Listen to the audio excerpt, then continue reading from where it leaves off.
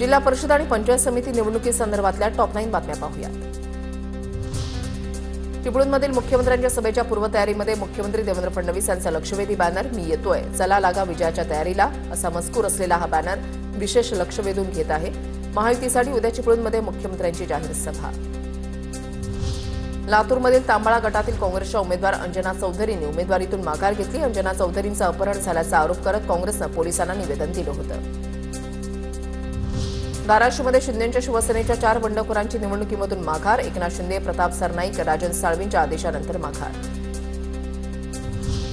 सांगलीमध्ये माजी खासदार संजय काका पाटलांच्या सुपुत्राची जिल्हा परिषद निवडणुकीमधून माघार। प्रभाकर पाटलांच्या विरोधात त्यांच्याच भावकीमधील अक्षय पाटील होते निवडणुकीच्या मैदानामध्ये, मात्र निवडणुकीमुळे भावकीमध्ये वाद होऊ नये म्हणून माघार घेतली, पाटलांकडून स्पष्ट। नितेश राणेंचे समर्थक मनीष दळवींची अचानक निवडणुकीमधून माघार। सिंधुदुर्गच्या वेंगुर्ले आडेली जिल्हा परिषद मतदारसंघामध्ये मोठा ट्विस्ट, तडकाफडकी घेतलेल्या निर्णयामुळे कार्यकर्त्यांमध्ये संभ्रम। सिंधुदुर्गमध्ये कोळपे जिल्हा परिषदेमध्ये भाजपचे प्रमोद रावराणे बिनविरोध। ठाकरेंच्या शिवसेनेच्या जितेंद्र तळेकरांची निवडणुकीच्या रिंगणामधून माघार। हिंजवडे जिल्हा परिषदेमध्ये ठाकरेंच्या सेनेच्या रेश्मा सावंतांनी अर्ज मागे घेतल्यानं भाजपच्या सावी लोके विजयी।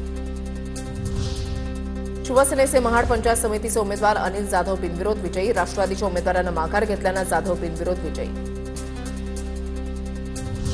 जिल्हा परिषद निवडणुकीसाठी मुख्यमंत्री फडणवीस मैदानामध्ये उतरणार। मुख्यमंत्री 12 जिल्हा परिषद निवडणुकांसाठी 28 जानेवारी ते 3 फेब्रुवारीपर्यंत प्रचार सभा घेणार। 28 तारखेला रत्नागिरी, सिंधुदुर्ग आणि रायगडमध्ये सभा घेणार। सिंधुदुर्ग जिल्हा परिषद पंचायत समिती निवडणुकीसाठी देवेंद्र फडणवीसांची उद्या जाहीर सभा। ठाकरे गटाचे विधानसभा प्रमुख सतीश सावंत भाजपमध्ये प्रवेश करण्याची शक्यता।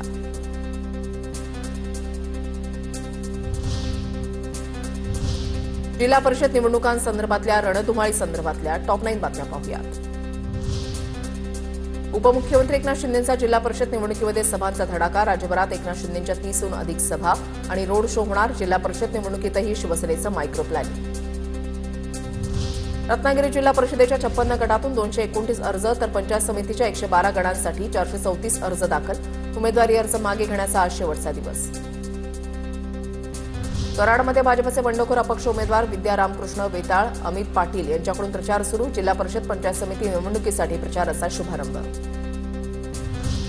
भाजपा आमदार राणा जगजितसिंह पाटील यांच्या पत्नी अर्चना पाटील यांची उमेदवारी कायम। अर्चना पाटील जिल्हा परिषदेच्या 13 गटातून भाजपकडून निवडणूक रिंगणात। धाराशिवमध्ये जिल्हा परिषद जागा वाटपातील शिवसेना भाजपमधील तणावावर तोडगा। जिल्हा परिषदेच्या 23 तर पंचायत समितीच्या 50 जागा शिवसेना लढवणार। पालकमंत्री प्रताप सरनाईकांची माहिती। माढामध्ये तानाजी सावंत यांच्या पुतळ्याला ठाकरेंच्या शिवसेनेची साथ। तानाजी सावंतांचे पुतळे पृथ्वीराज सावंतांसाठी ठाकरेंच्या उमेदवारानं अर्ज मागे घेतला। ठाकरेंच्या सेनेचे जिल्हा परिषद गटातील 1, पंचायत समिती गणातील 2 अशा 3 जणांचे अधिकृत उमेदवारी अर्ज मागे। सोलापूरच्या करमाळ्यामध्ये भाजप एनसीपीची युती।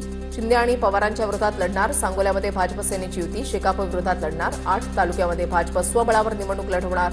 करमाळा वगळता जिल्हाभरात दोन्ही राष्ट्रवादी एकत्र।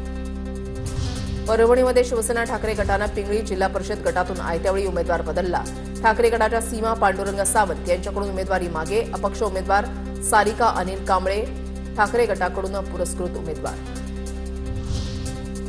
बीडच्या परळीमधील पवारांच्या राष्ट्रवादीच्या पक्षातील अंतर्गत वाद समोर। नाराजी व्यक्त करत जिल्हा सरचिटणीस देवराव लुगडेंचा राजीनामा। लुगडेंनी बजरंग सोनवणे यांच्यावर देखील आरोप केले।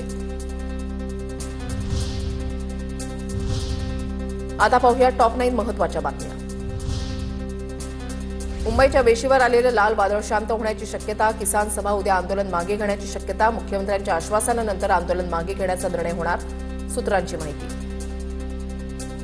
अमित ठाकरेंच्या पत्राचा उल्लेख करत राज्यातील सर्व शाळांमध्ये मराठी सक्तीची अंमलबजावणीचे आदेश। सर्व माध्यमांच्या शाळांमध्ये मराठी भाषा अध्यापन आणि अध्ययन सक्तीने राबवण्याचे स्पष्ट निर्देश। ओबीसींच्या आरक्षण प्रश्नावर सुप्रीम कोर्टाची सरकारला नोटीस। सुप्रीम कोर्टाची राज्य सरकार राज्य निवडणूक आयोगाला नोटीस। बांठिया आयोगाचा 2022चा अहवाल रद्द करण्याच्या मागणीवर नोटीस। युथ फॉर इक्वॅलिटी संस्थेकडून याचिका दाखल। आज बँक कर्मचाऱ्यांचा देशव्यापी संप। 2 वीक ऑफ देण्याच्या मागणीसाठी 10 लाख बँक कर्मचारी संपावर।